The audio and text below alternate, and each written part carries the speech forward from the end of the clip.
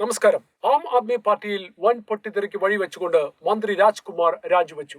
മന്ത്രിസ്ഥാനവും party അംഗത്വവും രാജിവെച്ച രാജ്കുമാർ മുഖ്യമന്ത്രി കെജ്രിവാളിന്റെ അറസ്റ്റിന് ശേഷം ആപ്പിൽ പുകഞ്ഞുവരുന്ന അസ്വസ്ഥതകളുടെ ആദ്യപടി പൊട്ടിച്ചിരിക്കുകയാണ്. അഴിമതിക്കെതിരായി സ്വയം വിശുദ്ധ പദവി എടുത്തണിഞ്ഞ കെജ്രിവാൾ അഴിമതിയുടെ പേരിൽ തന്നെ അറസ്റ്റ് ചെയ്യപ്പെട്ടതും അദ്ദേഹത്തിന്റെ അറസ്റ്റിനെ ചോദ്യം ചെയ്ത് ഹൈക്കോടതിയിൽ സമർപ്പിച്ച ഹർജി കോടതി തള്ളിയതും പാർട്ടിക്കും നേതൃത്വത്തിനും കനത്ത തിരിച്ചടിയായി. ഇ ഡി രേഖകളിൽ കെജ്രിവാളിനെതിരെയുള്ള തെളിവുകൾ വ്യക്തമാണെന്ന് കോടതി വിലയിരുത്തിയിരുന്നതും പ്രശ്നങ്ങളുടെ തീഷ്ണത വർദ്ധിപ്പിച്ചു.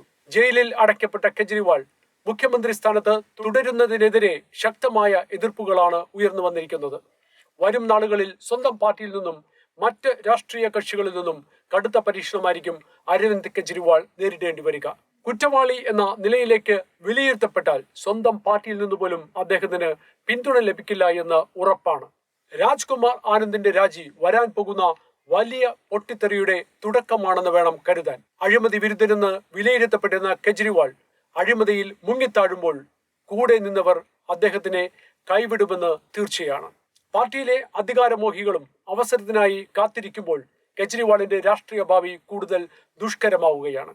വരും ദിനങ്ങൾ ഡൽഹിയിലെ രാഷ്ട്രീയ കളരികൾ രാഷ്ട്രീയ അഭ്യാസ പ്രകടനങ്ങളുടേതായിരിക്കുമെന്ന് ഉറപ്പാണ്.